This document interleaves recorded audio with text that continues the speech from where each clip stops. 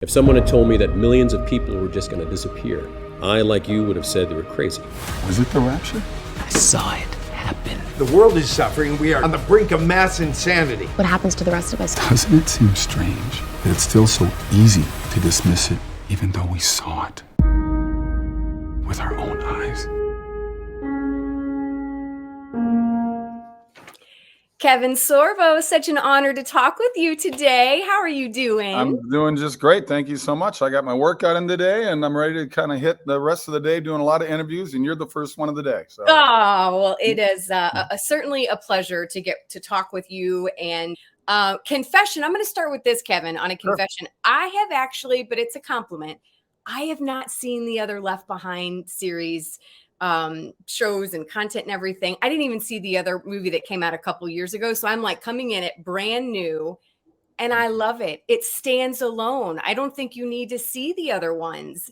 Is that the intent, Kevin? Well, I don't know if that was the intent, but we certainly hope that people were more interested in this one, because it does deal with after 6 months after the rapture has taken place.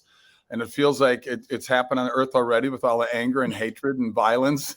it feels like things are building up to that point. And we made it very modern day. We actually referred to the pandemic. I was going to ask that. So they did a total rewrite on this one. The last one actually was 8 years ago when it came out. Nicolas Cage starred in it as Rayford Steele. I took over that role. I also directed it this one as well.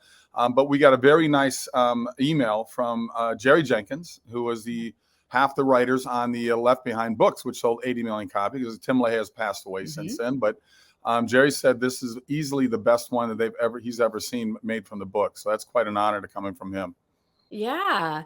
What is the message? I mean, I'll be honest. I feel like when you look at the book of Revelation, it is a scary venture to try to embark and understand. And I can't imagine what that was like for Jerry, trying to put that in writing, and then now to put it, on film as well, which they've done in the past, of course. But what is the message? Because the message of the Bible and the message eventually of Revelation is hope. But this movie is darker, I think. I mean, I think you have to go down some of those dark roads. What are you hoping that people really understand, both as believers and non-believers? Well, here's the interesting thing, because I've talked to plenty of people, or churchgoers, and I say, do you ever invite your friends to church? And they go, nah, I don't do it. They always go, there's church people there, I don't want to go. Yeah. But I tell you, you can always invite them to a movie. They'll go to see a movie with you. So this is a type of movie that certainly happened when we did movies like God's Not Dead and Let There Be Light and Soul Surfer and things like that, where people came out of all faiths, non-faiths. I mean, but I call every movie a faith movie, really, or faith-based, because even atheism is a faith. I mean, to believe in absolutely nothing, that's incredible to me. It's unfortunate, because there is no hope in these people's lives. But I'm hoping a movie like this will motivate people. And I hope they go read the Bible. I hope they read the book of Revelation. Because as my pastor said, he said, read the book of Revelation, it'll scare the hell out of you. So I always, when I first read it as a 12-year-old kid, I was like, oh my gosh, it freaked me out. Then as I've read it, as I've gotten older and had a more mature look at it, it's incredible. It's an amazing book. And I don't think Hollywood could, even with all the visual effects, could really do it justice, because it's unbelievable to think of all these things happening. I'd love somebody to give it a good shot, though, and get it out there. But, I'm hoping that people will go see this movie with friends and fill up the theaters. I mean, so far I'm hearing great news about it. We start January 26th. So people know, please go to leftbehindmovie.com. That's the site, leftbehindmovie.com. It shows you the trailer, shows you what theater it's showing near you. We're up to 1,500 screens, which I think is fantastic for an independent movie like this.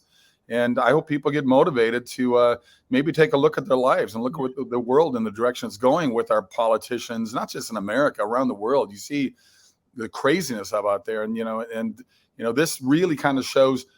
We give a peek into what the Revelation talks about, with this leader that comes out that is so charismatic, and he just brings people into him. But he's got a plan that is the opposite of God's. Let me just put it that way. God wins in the end, though. We know that. You know how it ends. This is true. Hey, I wanted to one of my favorite scenes in the film is when you were talking with a woman who admits that she's, she's like, I want to believe, but she still has doubts. And I think so many people can relate to that, because it's like they almost get there. They almost understand the cross and what it means, but there's still all this doubt that's going, I don't know, is it real? And I love the answer that you give in this film. I hate to give it away, but I do want you to touch on that, because again, it's just so relatable. And I think so many people struggle with that. Well, the woman you mentioned in that scene happens to be my real life wife. And, we try to work together when we can. And I said, look, we got a part in here that I would love you to play, because there's a wonderful scene in there. I didn't know how that scene was going to turn out emotionally for her and for me. It's a very emotional scene. And it just, that's why I love that as an actor. Sometimes something happens, we're on a set where that the scene has a lot into it, but you don't know. Sometimes it just affects you by just working off the person opposite you. And it really deals with, she comes in, sort of interrupt. I'm sort of in the church getting things put together. We're trying to put together a group of people to come in, that are searching for answers, because it's 6 months after the rapture and every Christian on the earth has disappeared, and people are going to come up with their own reasons. Is that aliens or whatever it may be. But I love this scene because I have that picture that I reference in that scene. As a kid growing up, my mom had that in my bedroom. And it's a picture of Jesus, very famous painting of him knocking on a door. And it's very late in the evening, or just it's dusk. The lighting is very moody and very drastic. And there's no door handle on Jesus' side, because you're the one who has to open the door to have Jesus come into your life. So it's a very touching scene. It's a very emotional scene. And I'm glad it turned out better than I thought it was going to turn out. And I hate to put one of the favorite scenes of the movie is one that I was in, but it's not always that way. But it's just so powerful. Like I said, I think so many people relate and struggle with that. And even believers, I think sometimes we go through phases of, wait a minute, do I still believe? Or but the other thing I wanted to ask you, my passion right now is really finding out. I know you guys are parents as well, and it's this idea of, I want my kids to believe because they believe, and that God has been real to them, not because they've seen it played out in other people, or, they've seen other people's strong faith. What was that moment for you? And certainly because it's it set you on a path now to really be bold in your faith. But what is that? Do you have a moment that you can share where you said, you know what, this is why I know God is real, and this is why I am so bold about my faith, and I want others to know? Well, I grew up in a very Christian family. My mom and dad, we were staunch Lutherans. I'm a Scandinavian boy. I'm my second generation from Norway, and grew up in Minnesota. And St. John's Lutheran Church was our church. And Wednesdays were very important to me as a teenager. We had a place called The Room, and it was our youth pastor, Pastor Lee.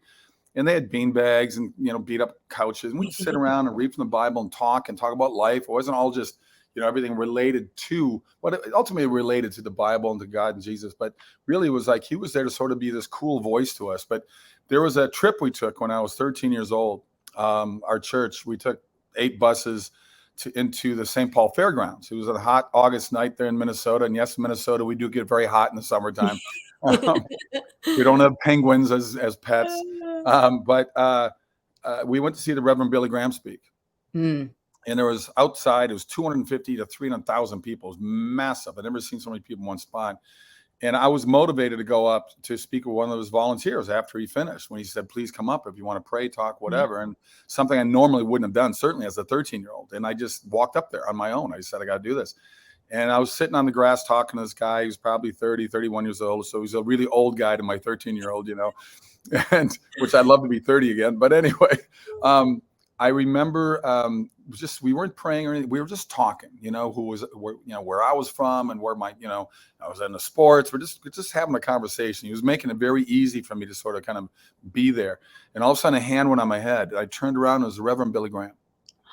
And he had his bodyguards with him, of course, because he has to. Yeah. And he had his head was perfectly blocking the moon. You could just see these lights coming out of his head. And I get goosebumps telling that story.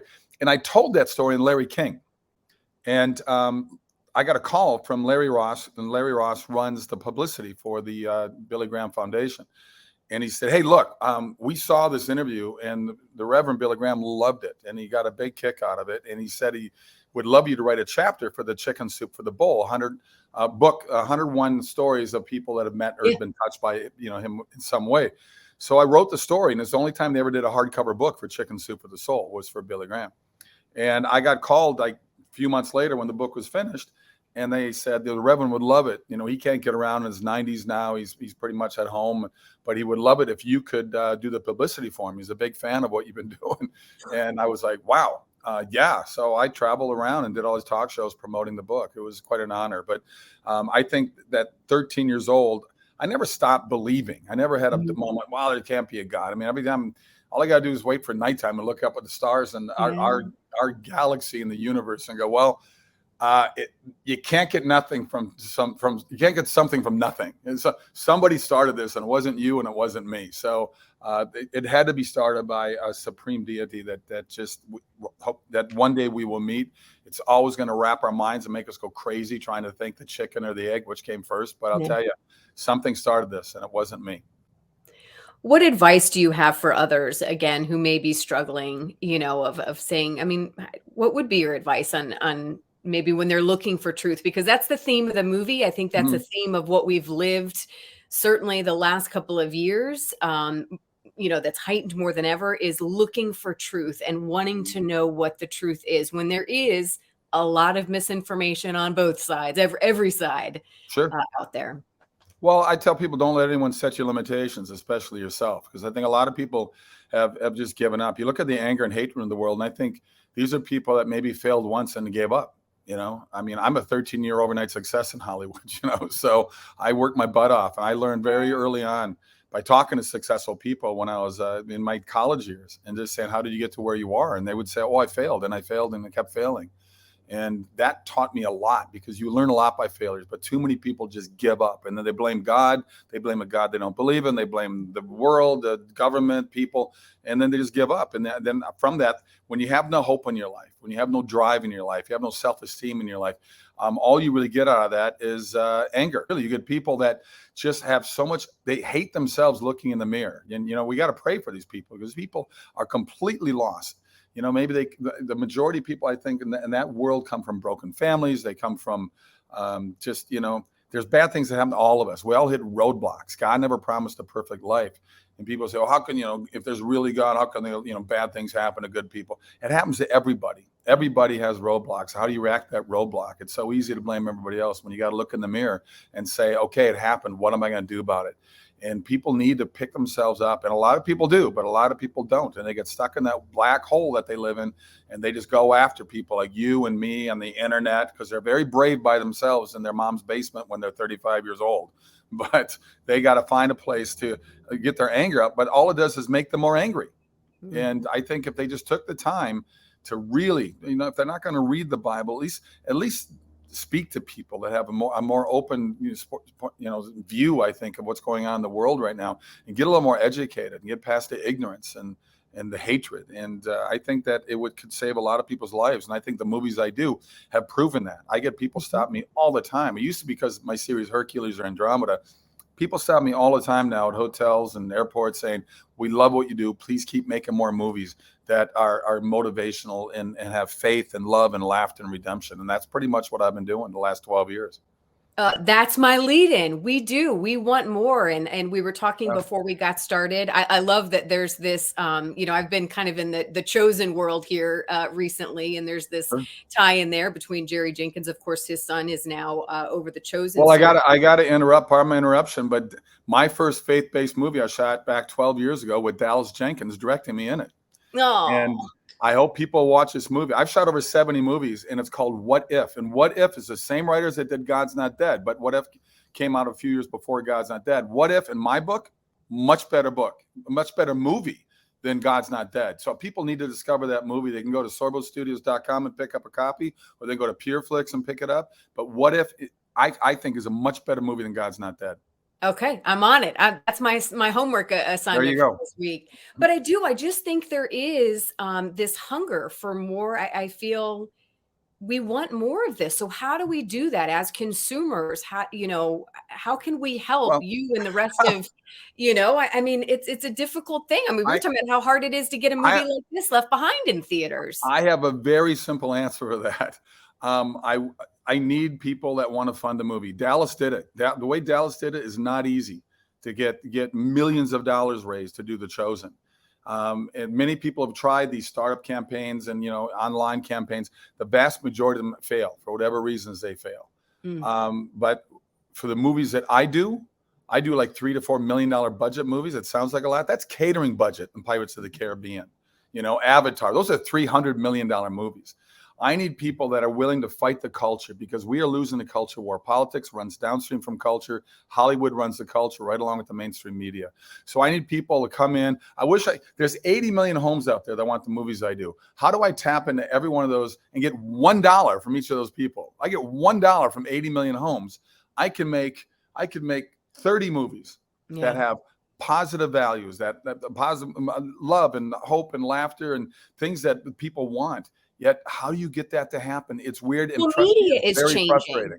What's Media that? is changing, and how we consume programming. And that's kind of where I feel like maybe my hope is that maybe the tide will start to turn. I mean, you look at The Chosen, they started their own app. They started their own, it used to be, even 10 years ago, it was just your main networks and maybe some cable, networks. But now, I think we need to, as you said, think bigger, and count on bigger.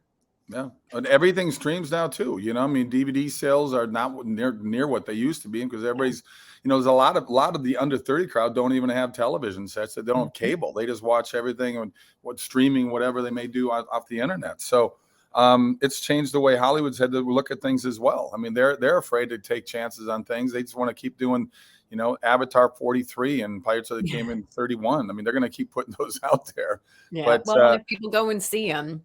Well, what is next for you? We started with 2023, and kind of obviously this is the first big film. What's next after this? What can we look forward to? I got 2 other movies done in the can besides Left Behind. I believe they're coming out sometime late spring, early summer. One is called the Reagan movie, just titled Reagan. Dennis Quaid plays the president. I played his pastor.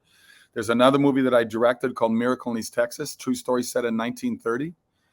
Wonderful movie written by Dan Gordon, who's an Oscar-nominated writer. I've got 5 other movies that I have shot recently over the last 8 months that are in the stages of post-production now. That'll either be out late this year or early 2024. And I've already lined up 5 movies this year. So I'm traveling, and I got a wonderful faith-based Western we're going to do. It's based on Cain and Abel.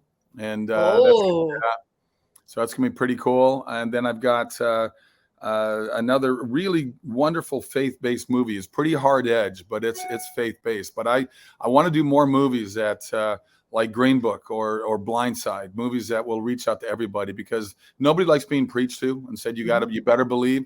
But as long as you do movies that have a positive message in there, the message still gets in, right? But what I love, and this is kind of what Left Behind, I mean, you want some grit to it too, right? Like we want really, it can't. The Western's going to be gritty. The Okay. Western has a Yellowstone fever to it. Trust me. Oh, I mean, but it is a Cain and Abel story.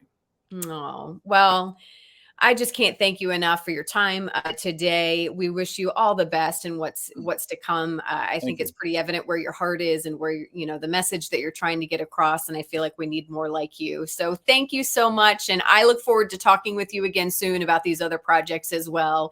And again, I hope people see this in the theaters and tell others about it as well, so we can get more funding for films like this. Leftbehindmovie.com, leftbehindmovie.com, and sorbostudios.com. Please check it out. Oh, I got to throw out one more pitch. Do it. My wife and I are hosting our second trip to Israel in May.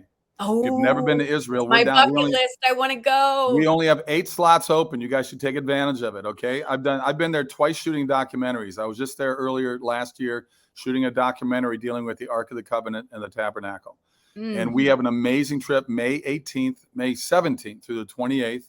And if you go to sorboisraeltrip.com, you can get all the information. It's not cheap, but it's a trip to Israel, and everything is laid out. The guides we have, the hotels, the buses taking us. We have 52 people signed up. We're going to cap it at 60 like we did back in 2019. So it's an amazing trip if you want to go have a bucket list trip of a lifetime and follow in the footsteps of Jesus. It's fantastic. Wow, I bet it will be.